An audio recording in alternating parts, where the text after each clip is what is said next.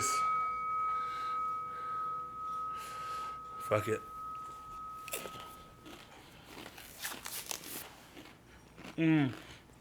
No. Is it hitting right? Yeah. That's what's up.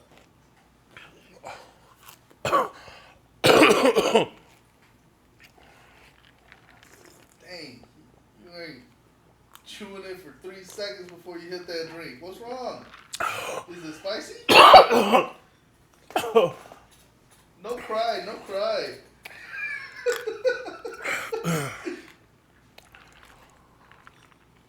Your face is turning a little bit red because of Johnny. Oh. Alright, let's start the podcast.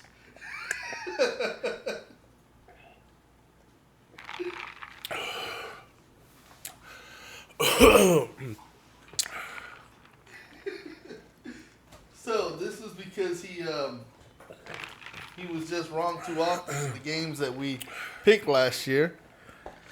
So I beat him, and this was the payoff for it. What's up with the world? It's your boy CBJ. You're tuning into the Chance Podcast. I just did the one chip challenge. And fuck you.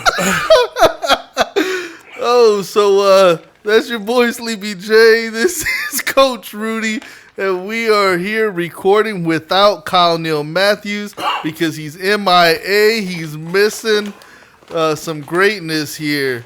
Jay just took the one chip challenge as a payoff for the a payoff for last season's picks that we did where I beat him, and he just literally took a spoonful of sugar. I think he was watching Mary Poppins or something, and he is killing that drink. How you feeling, Jay? Oh, fuck you. What's wrong? It's fucking hot. Why?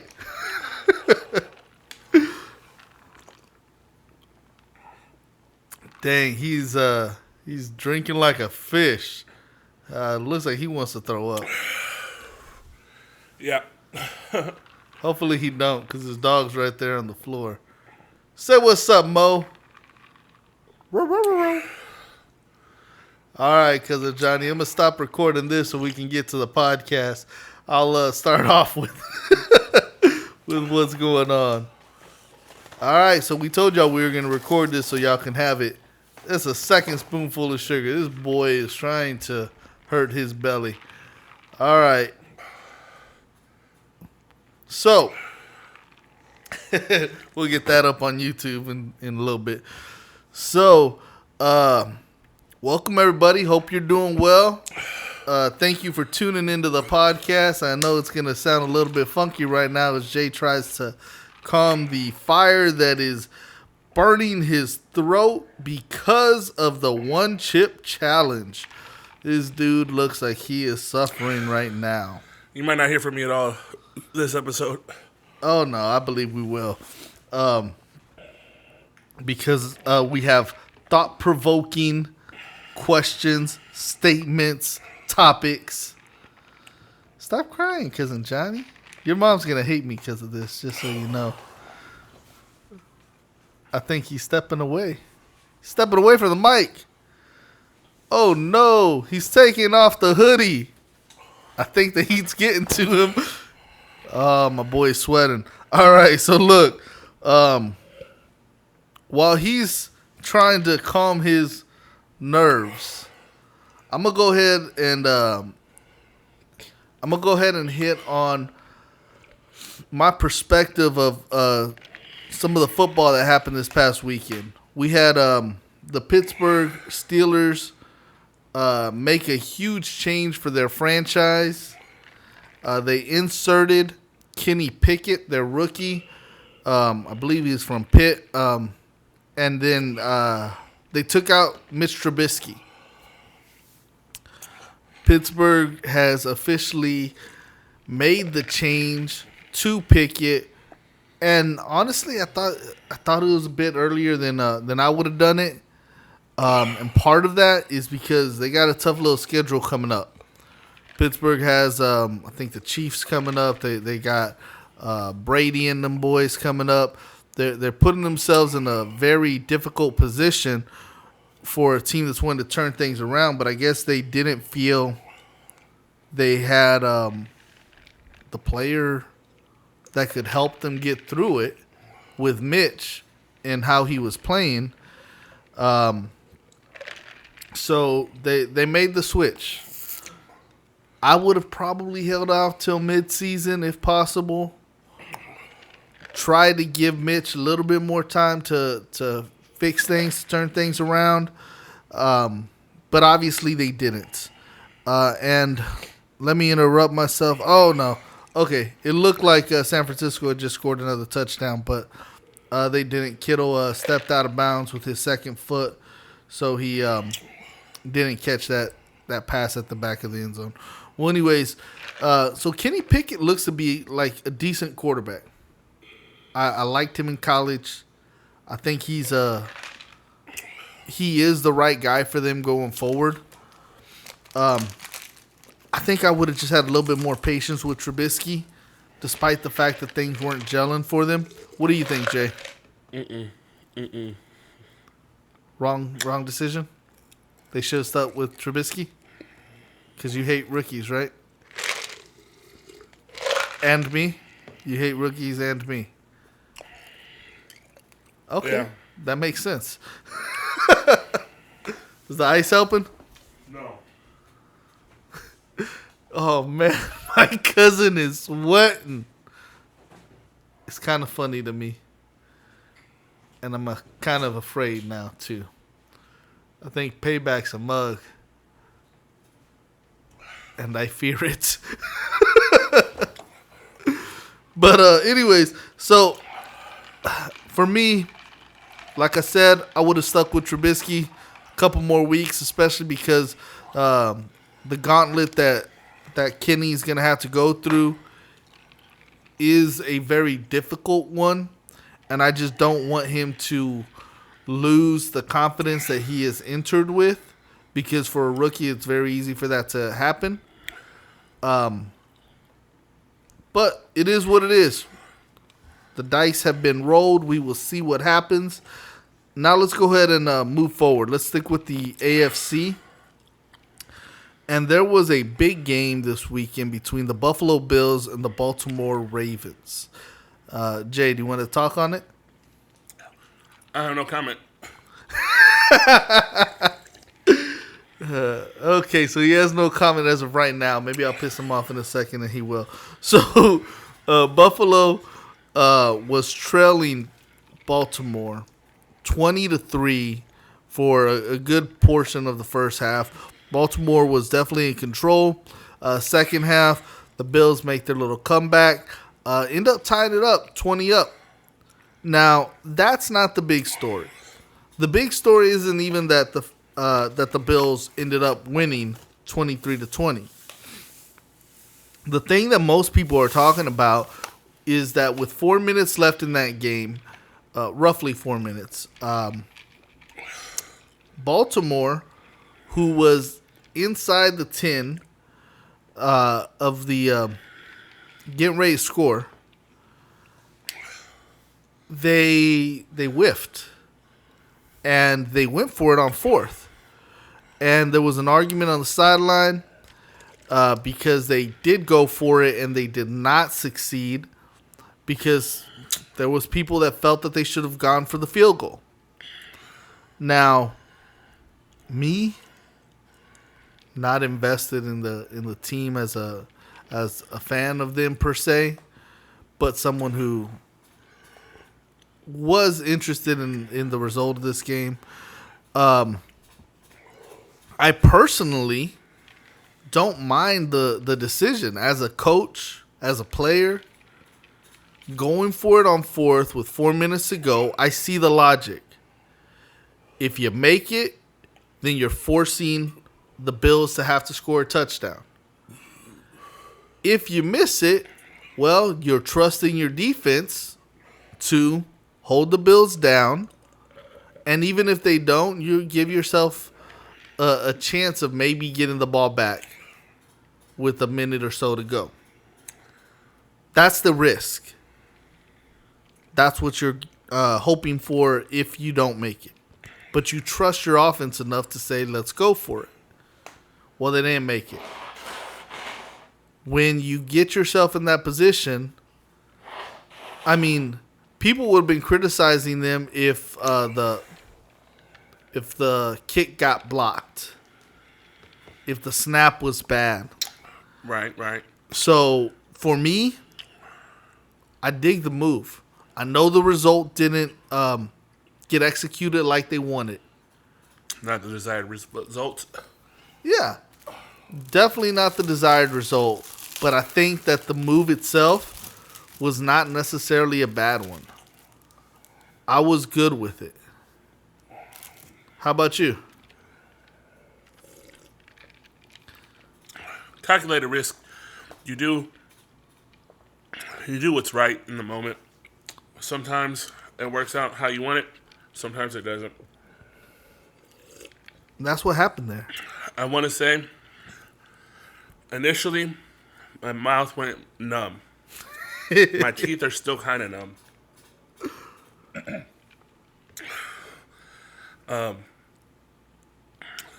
It's subsiding a little bit, but it's still burning my tongue and the roof of my mouth.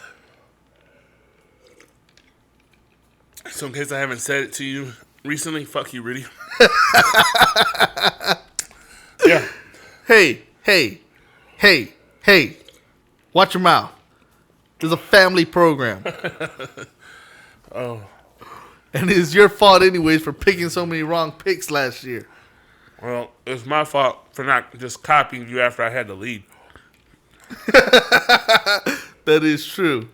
Because you did have a point where you were leading. Yeah. And that was my fault. Yep.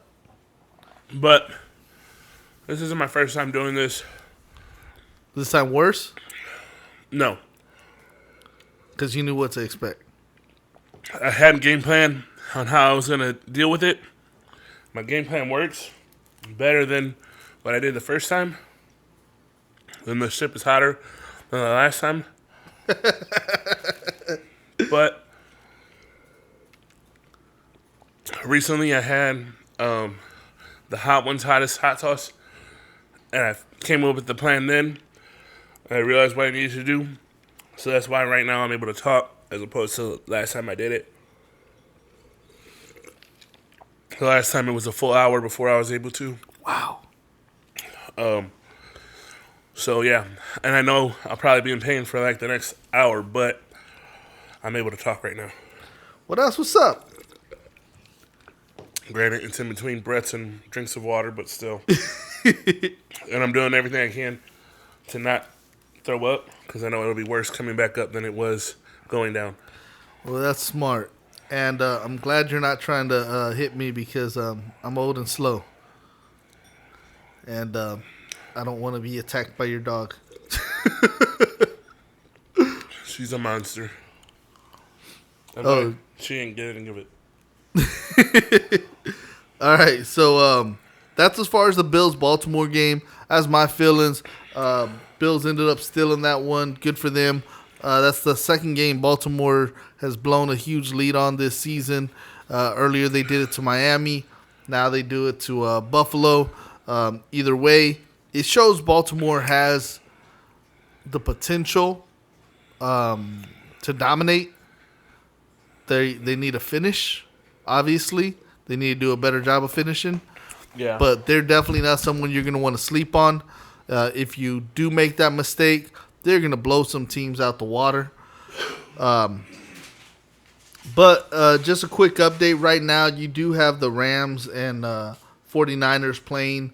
49ers just scored and took they scored a field goal. They took a 17-9 lead over the Rams. We're in the fourth quarter with about 13 minutes to go. So just a little update for y'all.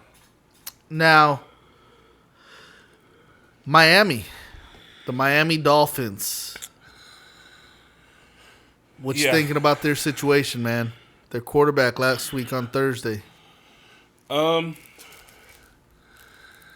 My take on this, I know everyone's upset because they say the team ignored concussion protocol. My thinking of it is he's a professional athlete. This is their livelihood. This is what they get paid for. And if he's anything like me, I don't care that I'm hurt. I'm going to play. I want to make my money. I want to, do what I came to do. So what we're talking about is Tua T ended up getting rocked again on Thursday. He got rocked last week on Sunday. And they sent him back out there because the unaffiliated doctor that the league puts in every stadium ended up clearing him of having a concussion, saying that he could go back out there. And so last week on Sunday, he did. He finished the game. Miami ended up beating Buffalo. And then fast forward to Thursday, where they had another game going on. Miami ends up losing. But worse than that, on a routine sack. I'm not even going to say it was a vicious hit. His head did hit the ground. But it didn't. To me, look, people's definition of what looks vicious is different. Yeah. And for me, I thought it was just a routine sack where they threw him down and his head hit the ground. Problem is his fingers started contorting, and it ended up looking really bad because he definitely lost motor control for a little bit. Yeah. So they are holding him out of next week's game. They've already decided that. Right. But and the doctor did get fired. Oh, really? Yeah. They let him go. They said that he missed a lot of signs, didn't follow procedures. Negligence. Yeah, pretty much. I think the NFL is just letting the axe fall on him. Yeah, that's usually how that works. Now, my personal take is, yeah, he was definitely negligent. But so's the NFL for having Thursday night football games without giving the teams the prior Sunday off. Yeah. To play 4 days later, I mean, that's tremendous. Yeah.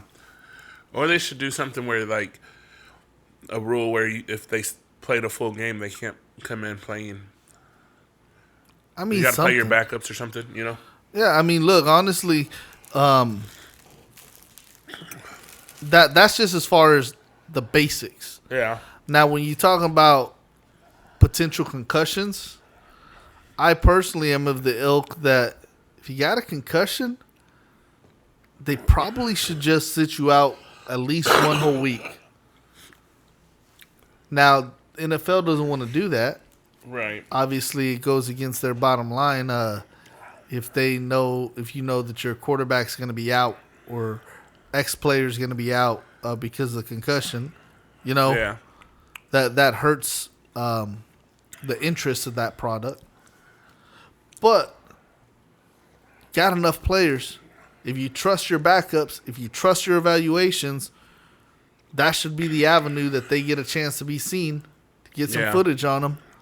But if you don't put any time into the guys in the back room, then you're going to get garbage.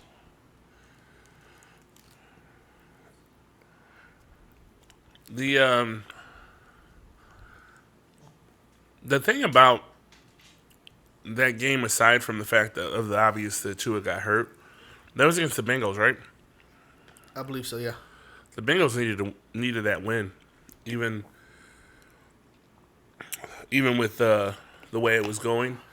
Like, they needed that win desperately. Yeah, they did not want to fall down to 1-3. That 2-2 is a world of difference better as far as potential to make the playoffs. You really don't want to be in that big of a hole. Yeah. But it's just a bad spot that a player puts himself in.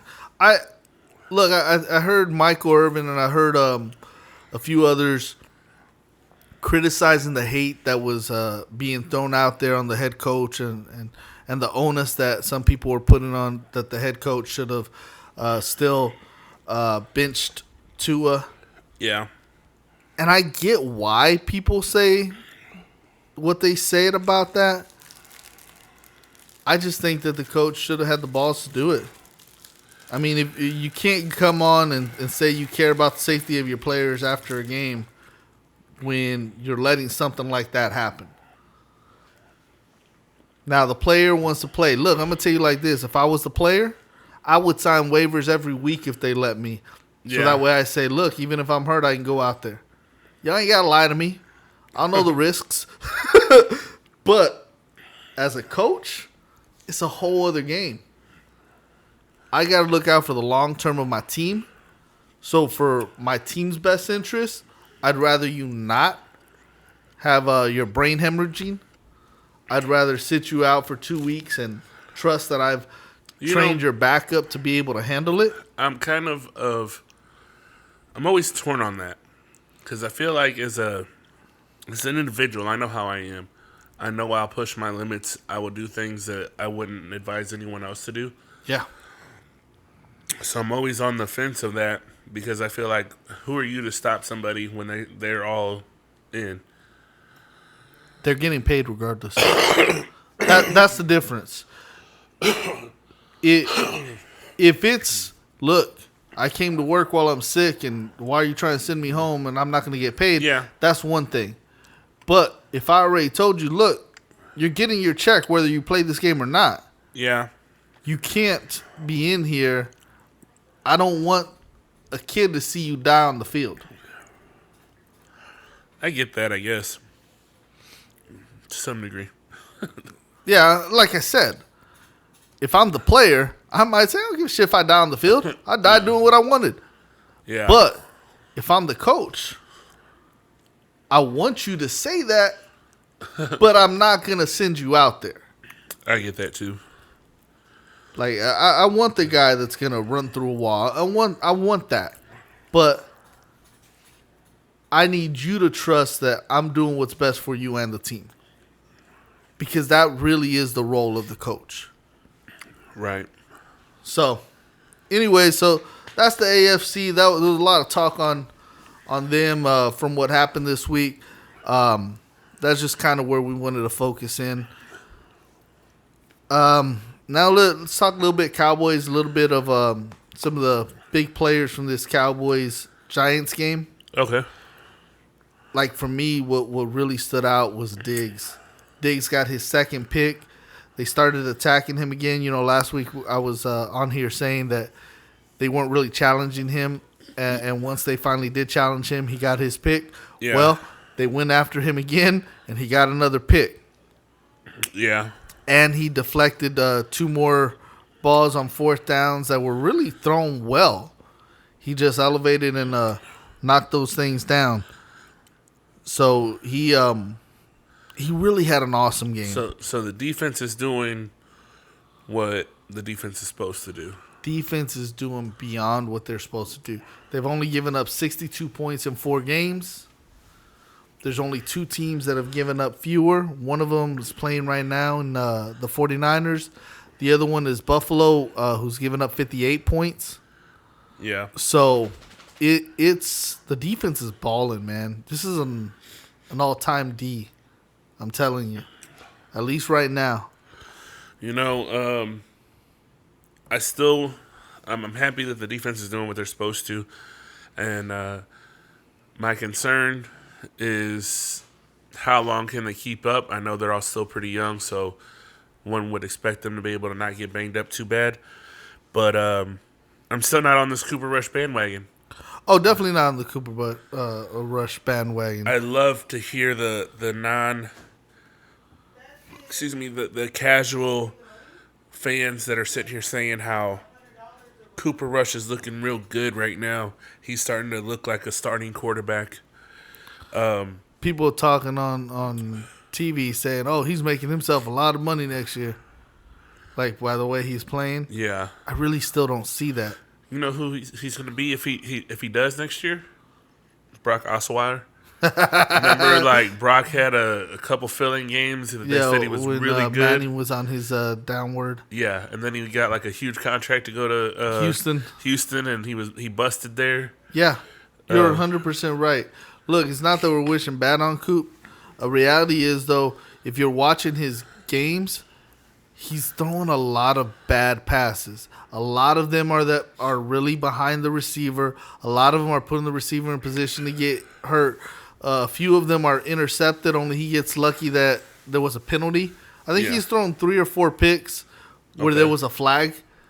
So he's lucky that there was something that interfered, overrode I think it? maybe 1 or 2 of them, he knew that it was a gamble throw. Yeah. And he knew that there was a flag. But definitely 2 of them, he did not know. Oh, he was just like, oh, cool. The best thing I heard this week was Noah Brown. I had no idea he was this fast. I didn't know he was this good. And I can't stand I had to tell them. I had to stand there and tell them that he is, again, I think I said it on here, and if I haven't, I'm sure I have, though. He is a bootleg Terrence Williams.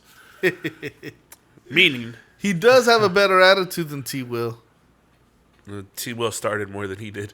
Yeah. It's true. So, yeah. But so check it out. Today I was arguing with my brother. Okay. Yeah, he's one of the ones that are saying how... Coop. Yeah. Yeah. So he's arguing that Cooper is a better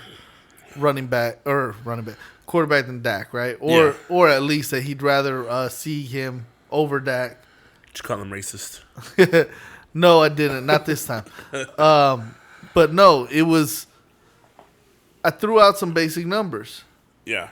And he said, "Oh, well, you have to count all 4 of Cooper's starts." Oh, that's the thing. The fucking team is boasting is that he's the only Cowboys quarterback to start 4 games and win all 4. Yeah. So, anyways, before I address that, so you remember a couple years ago, Dak got hurt in Game 5. No. Broke his leg real nasty. No, never happened. So in that game or that season or whatever, Dak started off monster numbers. He had nearly 1,900 yards in just over 4 games, right? Yeah. Because it was in the 5th game that he got hurt. So 1,900 yards passing. Yeah. Okay? In a 4-game sample, 9 touchdowns. Yeah. Through 68% completion. Okay? Okay. The reason I zeroed in on those numbers was because Cooper Rush, everyone's saying, 4 games, 4 games, 4 games. All right, so let's look at his whole career. Because he's been in the league since 2017, and he's only started 4 games. But in his whole career, his stats are 1,100 yards passing. Yeah. Just over, I think, like 1131 or something like that. And 7 touchdowns. So if you realize that in his 6-year career, or this is the 6th season of his career, he has those 1,100 yards. Yeah. And you say, okay, well, it's only 4 games. Okay, if you want to go that route. In Dak's 4 games, 2 years ago, he had 1,900 yards. That's 800 more yards. He had 2 more touchdowns. And as far as completion percentage, Cooper Rush is at 61%. So are you talking the year that he got hurt? Or are you talking about his first year? No, I'm talking about the year he got hurt. Okay. Because people want to... So that year he had Amari Cooper, though. Did he? Yeah. He might have. Yeah, he had Amari that year. Okay. But either way, with it, people want to talk about how Cooper is playing better, outplaying Dak or whatever. Well, if we want to ignore last season, because a lot of people want to do that. Yeah. Let's go back to the season before where Dak only played 4 games and compare those stats to what this dude has done.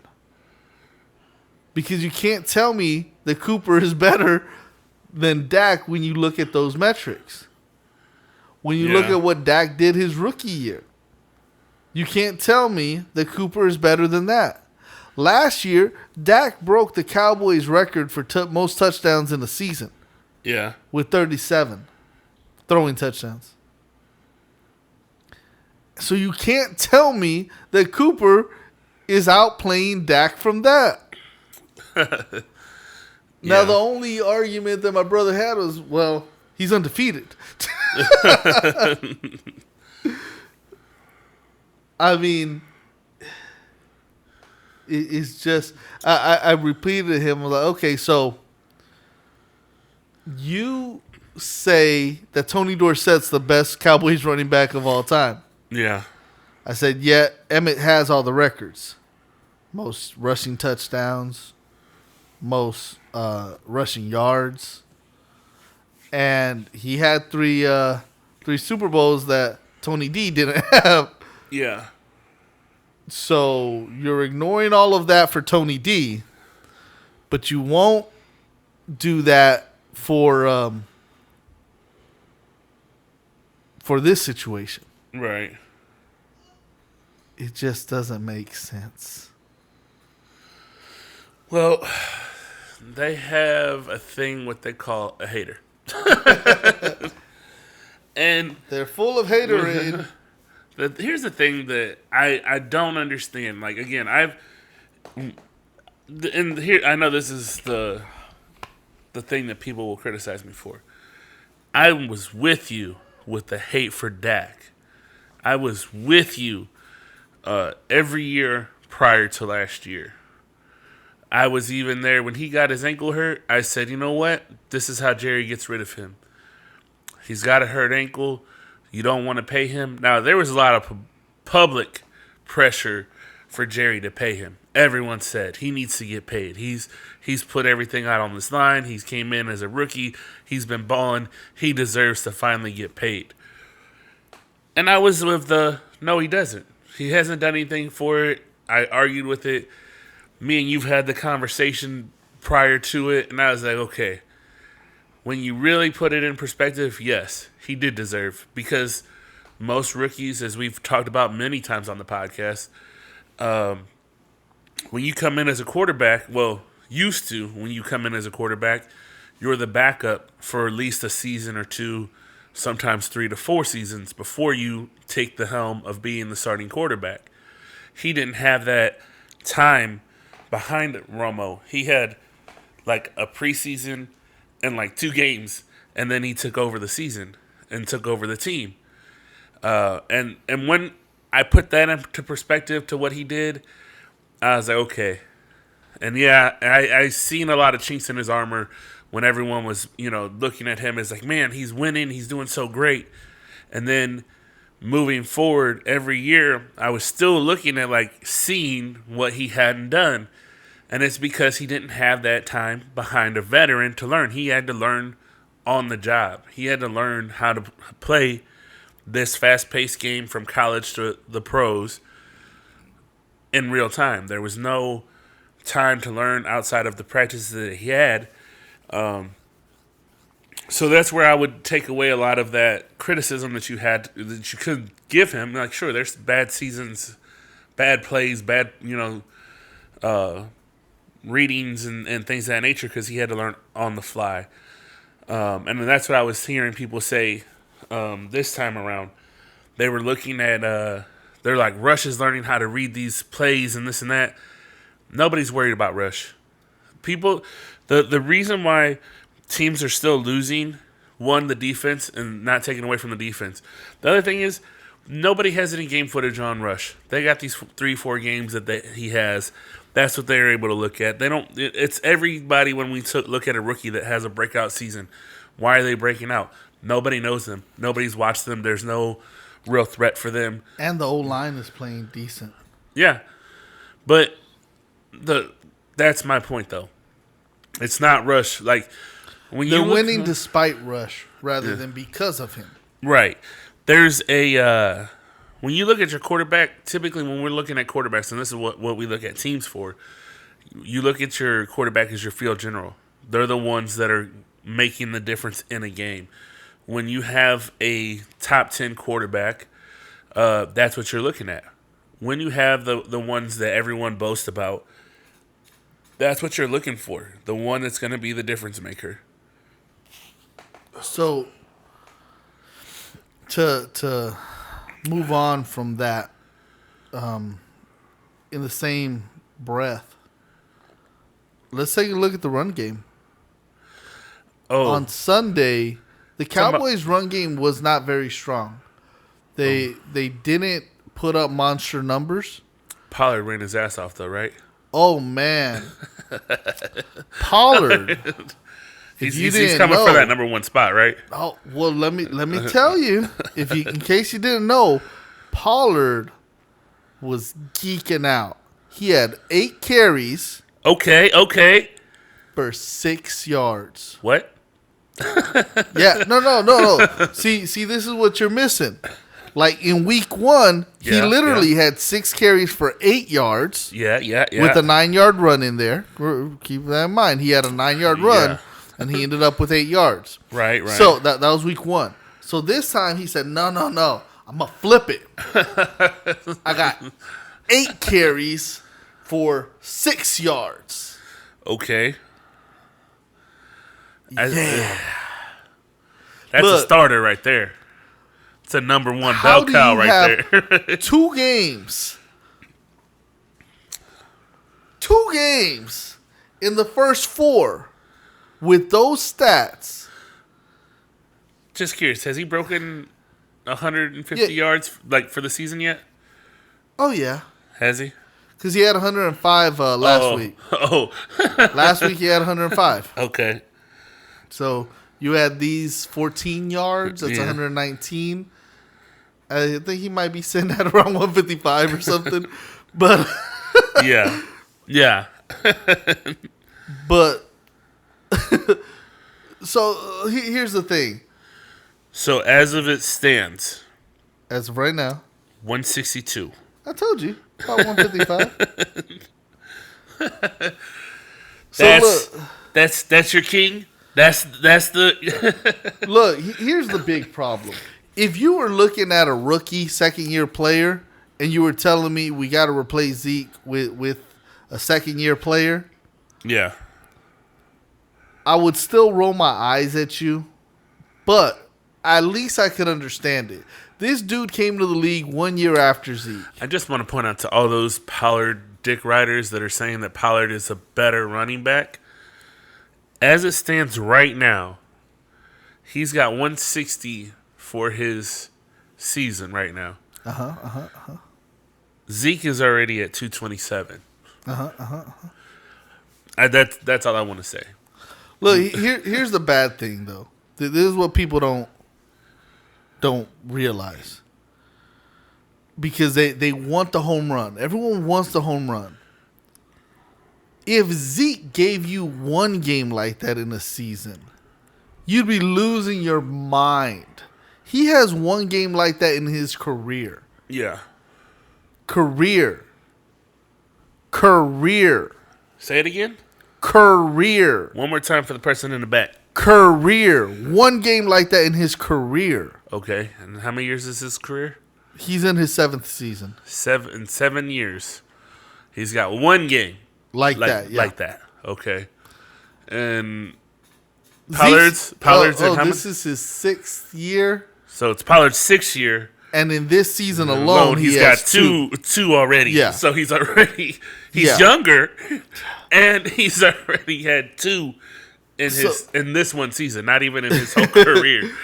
No, and last year he had a couple games like that as well. I remember seeing them.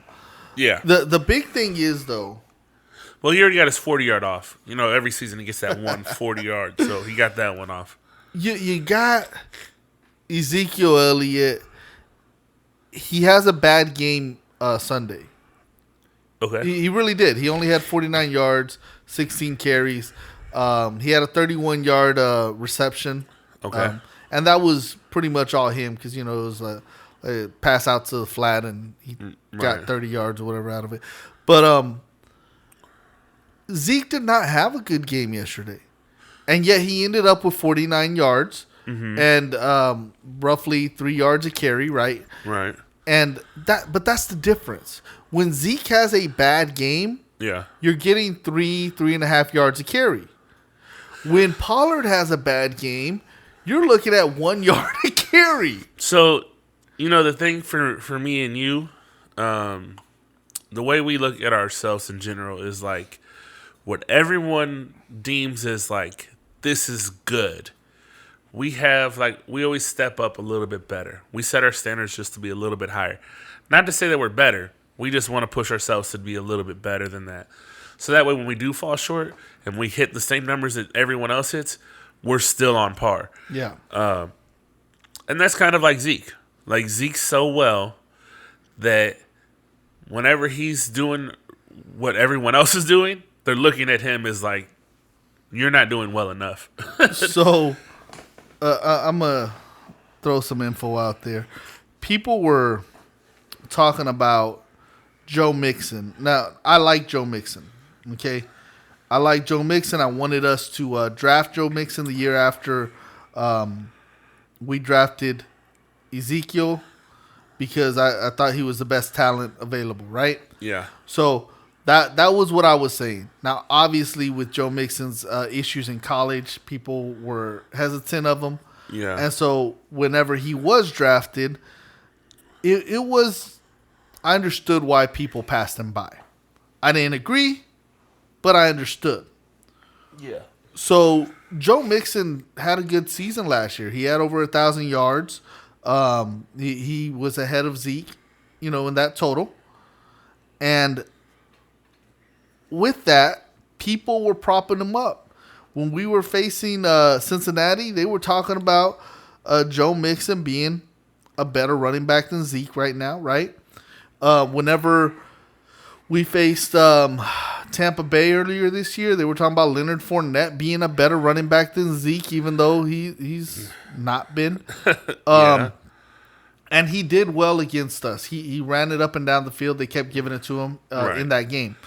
So I want to say something about Leonard Fournette first. So last week, going into last game, he had 227 yards. After last game, he has 224 yards. So he lost 3 yards rushing in this past game. 3 carries, -3 yards. That's Leonard Fournette. Joe Mixon has 224 yards. So both of them, Leonard Fournette and Joe Mixon, are sitting at 20th so far in the league at rushing. Zeke sitting at 19. The other running back that everyone seems to be in love with and talks about how great he is, Christian McCaffrey. Christian McCaffrey is sitting at 270 yards. I thought you were going to say Derrick Henry. No. Derrick Henry's doing a little bit better. He's sitting at 306. But I say these guys, I mean, seriously, Leonard Fournette this past week getting 3 carries for -3 yards. Okay. And you're telling me that he's better than Zeke. Or that Zeke is not an elite runner when Leonard Fournette is. And Leonard Fournette got the ball 3 times for -3 yards. Yeah. You bitch that Zeke gets 4 yards a carry. And Leonard Fournette ran the ball 3 times for -3 yards. Yeah. Joe Mixon, who was top 5 after 1 or 2 weeks, now is sitting at 20th behind Zeke. Yeah. It just kills me how ignorant these quote-unquote fans are who think that they know football just because you don't like Zeke because he's not hitting the home runs that he did his first 2 seasons or not getting the most carries in the league like he did the first 2 seasons. You write him off as being done. Yet, those same running backs who you put at elite status, who you rank as elite running backs, Yep. have very similar stats to him, except that they have outliers like 3 carries for -3 yards. Yeah. You know, you look at these running backs, and you said a few podcast episodes ago about how they hit a wall, and I still don't think we've seen Elliott hit that wall. No, he hasn't. The media will say he has, but the only wall he's hit is that the team reduces his carries. That he doesn't. They don't want him to run. Yes. And we've talked about that. Like, they control how much he's going to get. And when you're on a contract year, and no, technically he's not on a contract year, he still has years on his contract left. If he balls out, they have to keep him. Look, you give Zeke 5 more carries a game. Yeah. That's it. Just 5 more carries a game. Yeah. Raise him from 15 to 20. Yeah. He's going to have more 100-yard games. He's not getting them right now. Yeah. But you raise him to 20 carries a game. Yep. He's going to reach those 100 yards a game. He's going to reach those numbers that Saquon's reaching. What was it I said a week or so ago? Like, you feed the beast, he's going to eat? Yeah. Like, if you feed him enough times, allow him to catch a rhythm, he's going to fucking do what the fuck he does. And what you're seeing is when you're giving him the ball versus giving it to Pollard, he keeps the drive alive, even if he's only getting a few yards a carry. Right. Because Pollard gets flattened. Right. So I think there was this one play yesterday where Pollard is running through the middle. And I've heard some people criticize, you shouldn't give Pollard the ball to go up the middle. But I don't necessarily agree with that, but I do know that his strength is to the outside. Yeah. But either way, Pollard gets the ball to go up the middle, right? Yeah. And he goes, and as soon as he gets, 2 yards in, he turns around, right? Yeah. And he kind of balls up while he's getting tackled, and he gets 3.5 yards or something. Yeah. But the difference is when Zeke goes down the middle, he's going head first. Yeah. He's not falling ass first to get tackled because he's powering through. Pollard don't have that power. That's why I argue with people when they try to tell me how Pollard is so much better, where I say, when you have Zeke, you double team him. Because a one-on-one, he's running through you. So you need 1, maybe 2, maybe 3 people on him to stop him. Pollard, I'll catch Pollard. I'm not worried. That's why he gets a 40-yard every now and then, because I wasn't worried about Pollard. I can catch Pollard. He's going to fall with one-on-one. Yeah, because most of the time, Pollard is not breaking it. Yeah. You have to worry once or twice in the game he's going to break it. Yeah. Well, Zeke, he's going to get you those 4 or 5 yards, and then by the end of the game, if you kept feeding him, he's going to break one. Yeah. Because you're going to get that's the other thing. I said you're going to get tired. If you're the guy that's fucking got to stop him every time, your muscles hurt. I don't want to fucking hit him again. I've hit him 15 times in a row. I don't want to do it again. I'm fucking tired. And then that's whenever he really starts to eat. Then he gets his 15, 20, 30-yard runs that you're just like, man, he's going crazy over here. Exactly. Yeah. And I know, once again, Pollard. Yes. 8 carries, 6 yards. Bell cow he is. I'm telling you, he's elite. Elite something, I don't know, but yeah. but yeah, so there's that. I also want to touch on, now that I'm able to talk and my mouth doesn't feel like it's going to fall apart. I also want to point out, I'm not going to say it on here. Anyways, I do want to point out, about as far as for the team, they talk about how Dak, he doesn't throw the ball very well. He does a lot of these.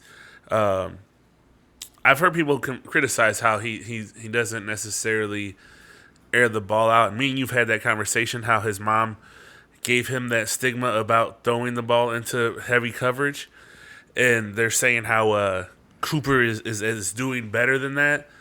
But my thing is, one, we all know Dak doesn't want to throw risky balls at people. He doesn't like to go into a lot of traffic. And that's my biggest gripe about him. he doesn't have enough faith that his receivers are going to be where they need to be, that they're going to grab it when they need to. But with that being said, his accuracy is still better than I think Rush's. Definitely. He's not. If he throws it behind the receiver, it's on purpose or once or twice a game on accident. Yeah. Cooper's passes are not where they need to be, except for rare occasion. Yeah. So, that's the criticism that I've heard as far as for like, oh, Dak doesn't do this, Dak doesn't do that, and I'm with those people. Like, if you want a flashier quarterback, you want somebody like a Mahomes that's going to have the confidence to throw it into traffic and get it to where they need to, I'm with you. I love those kind of quarterbacks. But that doesn't take away from what Dak has done. As you were saying, he's gotten those, 4,600 yards last season.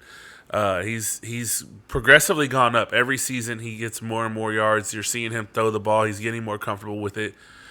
I will be one that I have been one to criticize how he doesn't throw to the stars as often as I think he should be. Again, see Amari Cooper, Des Bryant, and so on and so forth. But his reading of the field, I think he knows what he's doing at this point. I think he does a great job at it. Could he be better? Sure. But me and you were high on him at the beginning of the season, saying that he is in the top quarterbacks of the league. And I still stand on that, even with him being out. If he's, I guess they're speculating he'll be back this week. But there's an outside chance. More than likely, it's going to be the Philly game. Yeah. I get that, but if I could play him this week against the Rams, I would. Yeah. Yeah. If he's ready to go, I play him. Only in the sense that these idiots are saying that he's going to lose his spot to Rush. That would be the only reason why I would want him in there. But me and you had that conversation whenever he got hurt, that he should take as much time as he can to rest up if he can. And who was it? Someone on the team said the same thing. I think it was it Micah or was it CD? One of them said to the press that they want him back for the long haul. That he doesn't need to come back right away. He can take his time to recoup and be ready to go. And some people took that as because they're loving Rush, but I took that as no, we're doing good enough right now. We don't need you. We're not crying for you yet. We're good enough. Take your time because we're going to need you when it counts the most. These early games, kudos to the team for keeping them alive, because I was the first one to say, oh, that's the season. The fact that they're able to keep it going and not keep it going in the sense it's been a 50-50 run since he's been out, that they've been winning and rolling, great for them. Fucking great for them. I'm happy for them. I'm happy for the fans. But I'm still, it's only a matter of time. The way everyone's on Rush's ass about how he's doing great, it's only a matter of time before they let him go. They're not really fanning for him. They're not saying they don't really want him to be the quarterback. They think they do, but all it takes is one really fucked up game, maybe even two, before they're like, man, we need to get Dak back out there. Look, truth be told, Cooper just isn't very good. People want to talk him up like he is. Yeah. But he's not. The truth of the matter is, it's always exciting whenever someone you didn't expect anything out of does well. That's point blank, period. Like, if you didn't know this guy and all of a sudden he comes out and the team's still winning. And again, he's not winning by impress. Not one time have we sat here and talked about, like, man, he looked amazing this game. You see those throws? Yeah, he was getting it in there. Like, no, we're talking about the defense. Every week, we're talking about how Mike is doing, how D-Law is doing, how, On a quick side note, I saw Micah playing this week. Thought he was kind of pressing. He looks like that injury that he got, was it last week or the week before? Yeah. It is kind of bothering him. Yeah. Like, he's pressing to me. Okay. I think that's why he didn't get any sacks last week or this week. Because to me, I think it's just something to look out for. I think he's kind of pressing, kind of stressing himself out instead of just flying. You know, it hurt me on one of the plays. He's going up and he's standing straight up, which is a bad thing. You know, when you're playing the defensive line, you should not be standing straight up. Well, he's standing straight up and he kind of gets double teamed and bent backwards a little. And I'm like, man, you're lucky your age. Yeah. Because that could be a major fucking back injury. problem. Yeah. Yeah, for D-Law if he was in that position. So I'm hoping that they're showing him this film. Yeah. So that way he fixes these things, or they stop rushing him in so much. Because right now, every time he's rushing in, he's getting double, triple teamed. Yeah. And even though that's opening things up for the rest of his teammates, he's putting himself in harm's way. So I would like to say, as far as for that, is that goes again back to how we talk about Zeke. You know who's the problem to worry about. Now, not to say that D-Law is not a problem, not to say anyone else isn't a problem, but sometimes you got to pick your poison. Who's going to be the one that's going to do it?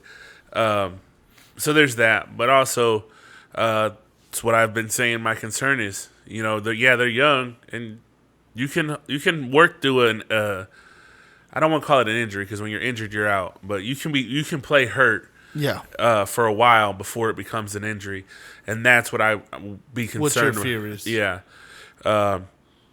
So I mean, there's things to watch out for as far as for the team, as far as for that.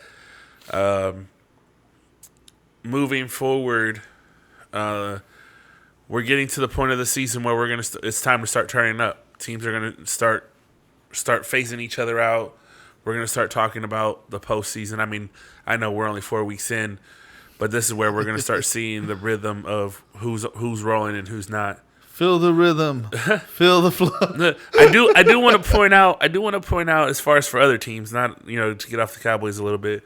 I did say that I thought the Broncos would be a decent team this year, and they're 2-2. It's not great. But that's still a workable point for the team to build on and make it to a playoff run, which is what we were talking about before the season started. Look, we said I said that the Raiders would fall out, and right now they're looking like that. Yeah. And it's not a hate on them. It's just someone's going to fall out. Yeah, someone has to. And if we think that Denver's moving up, and that was one of the takes that we had. Yeah. Then that's what happened. You know, your team, Kansas City, really took it to Tampa Bay. Yeah. Tampa Bay's first bad defensive game came at the hands of Patrick Mahomes. Funny thing is, Patty didn't even have 300 yards passing, but they killed him. They put up 41 points without Patrick Mahomes having to throw for 300 yards, but he was still making those Patrick passes. Which was a great thing for Kansas City, and really goes to speak to the fact that right now in the regular season, they're just figuring out what they want to do. So by the time they get to the playoffs, they have their arsenal ready. I also wanted to touch on the Lions because we were big on them. Yeah, they're 1-3 right now, but very much like last season, they're still in it. Oh, yeah. So they fall behind, but they make these big comebacks. Their quarterback is like top 5. I think he's top 3 in passing yards and in a bunch of statistical categories. So just so far, first game they lost to Philly. Philly's undefeated as of right now. But they lost by 3, right? 3 points. They lost to the Commanders. They beat the Commanders, sorry. By almost 10 points, 9 points. Yeah. Vikings beat them by 4 points. I think they had the lead on the Vikings, and the Vikings made a comeback too. Yeah. Seahawks, 3 points. So I see people talking about, like, I've already seen people saying the Lions are out, like the Lions season is already over, which is an asinine thing. Looking at this, I would say they just need to tune up their defense a little bit. Offense, I mean, we're big on their quarterback. Running back issues, sure, but But they have good players for it. It's just a tune-up. Whether it's adding a player, whether it's just getting them to it do could just be a maturity thing. Their quarterback's mature, but the rest of the squad is pretty young, still young, and they're learning how to win. So I will step out if they don't do it this year, next year. I'm telling you, like their coach, if their coach gets another year, like to be there, because we know how franchises are. Yeah.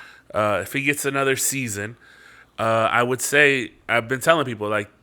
Either this year or next year, I would not be surprised by this team being in the playoffs doing a real run. I will still say that Miami, even though like they have their quarterback issues right now, what I wanted to say earlier while I was going through all that pain in my mouth. that sounds kind of suspect, Jay. No, we all know I was eating a chip. Fuck you. I'm just saying, you might want to be clarifying what you're saying. Again, we all know I eat that fucking chip. There's plenty of evidence of it. All right. Nonetheless, my point being is the idea that they still are a team to be reckoned with. Bridgewater came in, he held his own.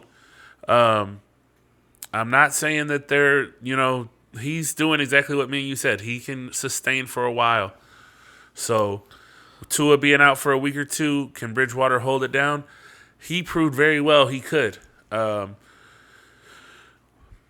going to lose. So that loss that they got, like I said, the Bengals needed it more, and they overcame. But I'm not out on Miami. I think they still, are very possibly could be the best team in the league just by the talent that they have. It's just a matter of them, proving it. So before we sign off, San Francisco beat the Rams tonight, 24-9. Yeah. The Rams threw several picks. I think they threw one pick six. Stafford did. I guess he's got 3 picks for the season. Threw a pick six tonight. But it just is what it is. Garoppolo and the 49ers pulled it off. 24-9. It was close. Then at the end, that pick kind of did them in, but it's a divisional game. San Francisco, once again, similar position to the Bengals, where they don't want to fall down to 1-3. Yeah, needed that win more. The Rams 2-2, and they're going against the Cowboys next week, who have a suspect quarterback. Yeah, I will say. As far as for the Rams, I told you guys at the beginning of the season, I think they fall this season. You did say that, and 2-2 again.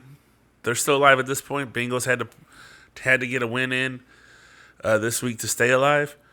Niners needed the same. Yeah, but I do believe, and we pointed out that Stafford. It's going to depend on if Stafford his health and what he can still accomplish. Exactly. So, that being said, would I be surprised they come out next week and take an L? And everyone in the NFC West is 2-2. See, there we go. I didn't know that. I just looked. So, anything else you want to go over?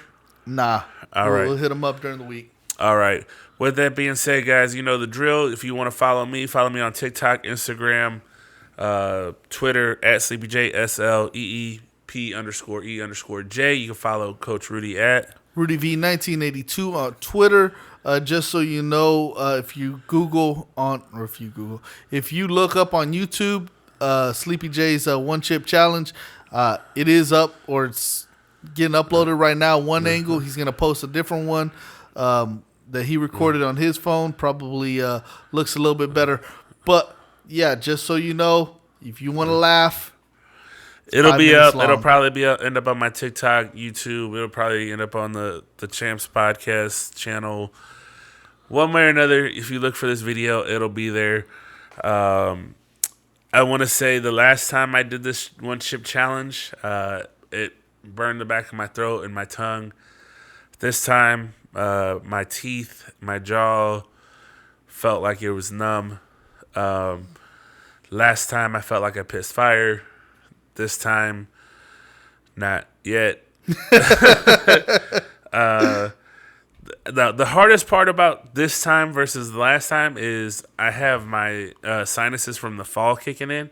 So, like, I have all that mucus, and so trying to avoid from, like, coughing and getting the backdraft of all that. The last time I did this, it felt like a ball of fire that I felt it go all the way through my intestines. It's sitting in my stomach right now, and I can feel it, but it's not as bad as it was last time. Last time it was like a fireball that I felt it go down. This time I know I drink so much water so fast that I am borderline ready to throw up, but I'm doing everything I can to not throw up. So, all in all, I think I'm doing all right. I didn't think I was going to be able to speak at all during this podcast. I was able to pull it off. Like I said, sugar, candy, things of that nature all helped me out, which is something I didn't have last time. Last time I did it, I just had, like, soda and, like, Rice Krispie treats. This time I actually got the sugar, and that definitely calms down a lot of the heat. But yeah. Anyways, with that being said, guys, we'll see you next week. Take it easy. Peace.